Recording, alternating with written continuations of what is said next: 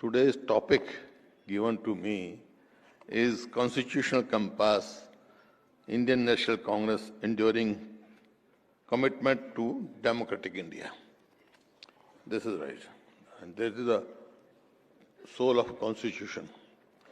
The Constitution of India is splendid and priceless heritage of every citizen of the country. We all know that it has been achieved as the result of long and continuous struggle, sacrifices, suffering of countless freedom fighters, martyrs, and patriots of India under the leadership of Indian National Congress. They suffered, they died, so that the people of India could live in dignity. Our Constitution is supreme in dignity, sacrosanct in fundamental law of the country, which determines the direction of the country's rebuilding and progress through directive principle of state policies. It represents in spirit of modern India and world order, which is in favor of democracy, scientific temper, equality, and fraternity. It also guides the policy makers of the country so that the dream of our freedom fighters, according to the values of the principle of inclusive governance established and cherished by them, the constitutional of promises and provisions seek to fulfill hopes and aspirations of citizens with their participation and consent. Our Constitution gives us pride of being largest democracy in the world. It has given the proud status of citizen of sovereign India from subjects of British Empire. We may legitimately pride in the historical fact that about 85% members of the Constituent Assembly were members of Indian National Congress, who understood and felt unspeakable laws which freedom fighters, martyrs have undergone during freedom struggle and became acutely aware of the ground realities of the country and aspirations and expectations of a free country. In a sense, the philosophy of our Constitution is the basic ideology of Indian National Congress. This fact has been acknowledged by Dr. Ambedkar, who said, Congress party is therefore entitled to all credit for the smooth sailing of draft constitution in the assembly.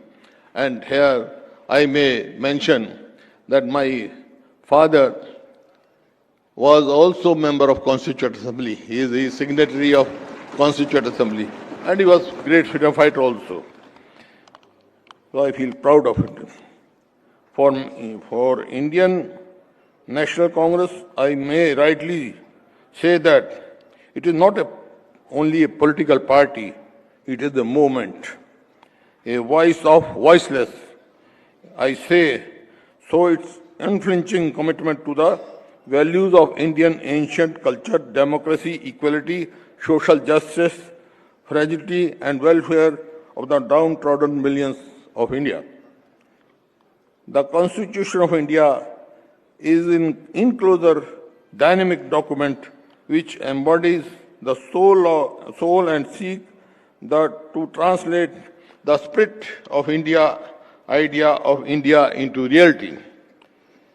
It has drawn upon extensively on the diversity, vastness, culture, history, sublime values of its ancient civilization, its present realities and bright future. In short, the objection of the resolution moved by Nehruji in the Constituent Assembly, I quote, the national consensus on Constitution, which has been summed up its preamble, I need not to explain more. As you all know, in brief, constitutional laws make through constitutional promises, procedures, provisions, processes, conventions, trading laid a strong foundation of civic or constitutional nationalism based on principle of democracy, secularism, socialism, freedom, fundamental rights and fraternity. In this view, the sovereign repulsive of all people to be Indian first, Indian last, and nothing else but Indians.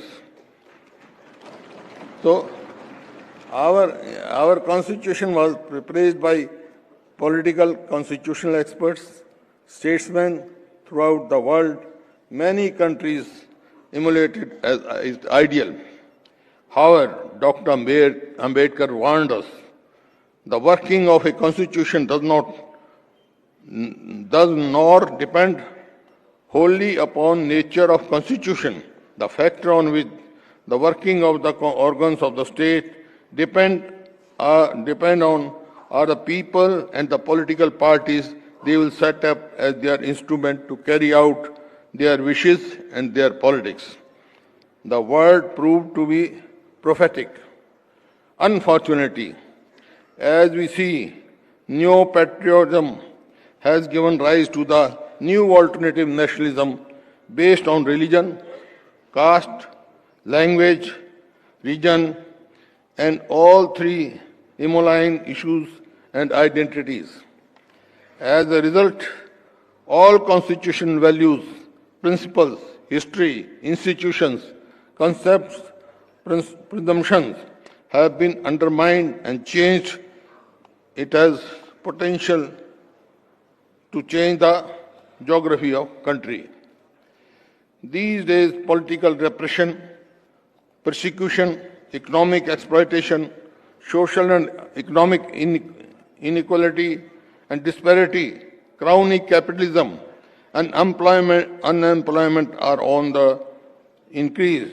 Fear, hatred, authoritarianism, absolution, and religion's inflow is being fanned.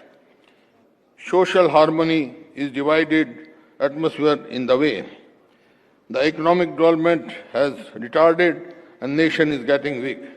Under the prevailing circumstances, being legislature of glorious inheritance, the owners of safeguard and sanctity of the Constitution and unity and integrity of the country falls upon us. And I am very happy and proud to say that Shri Rahul Gandhi ji has taken up this cause very bravely. We can proudly say that in Congress leadership has in past consistently endured to strengthen the safeguard and broaden the base of democracy in India. Provision of universal adult franchise, lowering the age of voting from 21 to 18, anti-defection law, Panchayat Nagar Palika Act, etc. are some important steps in this direction. This shows the Congress party enduring the commitment of democracy in India. We all know democracy is an omnibus idea, rather utopia, and has been defined variously because it has many aspects. The core essence of the idea of India in its democracy and secularism. All other rights, goals, freedom, fraternity, equality, justice, etc. are contingent upon two pillars. We need to understand that Nehruji was the biggest and loudest exponent of these two core values, and that is why he is invariably under attack by the present ruling class. The democracy and secularism is the sole idea of India, which is immortal and indispensable. It must be realized that Nehru cannot die or be demolished in India by any amount of efforts.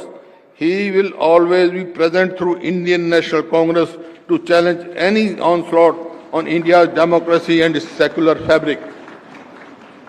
As this seminar is dedicated to theme of democratic India, I may suggest only two aspects on 2 points, keeping in view the practical reality at grassroots level. First is the integrity of voting. Voting, free and fair election are sovereign right of citizens of India. The foundational process is being vitiated and hijacked through voters' list, just like you must have seen in Bihar, counting of votes, misuse of technology, EVM, money, etc. The people mandate is being purchased or manipulated, and democracy is facing the politics of vote banks. It is time that the strength of Constitution lies entirely in determination of each citizen to defend it. And the other important aspect is promote scientific temper approach in their life. These were the these are served as antidote. This will serve as antidote to menace of communism, casteism, or any such emotive issues, and work against politics of vote bank. Such politics repress creative and regenerate forces, hampers the development of healthy democracy.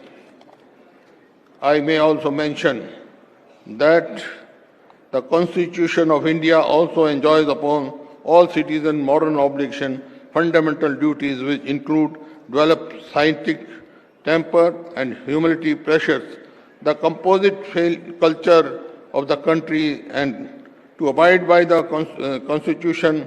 So let us generate a debate over this issue in the society.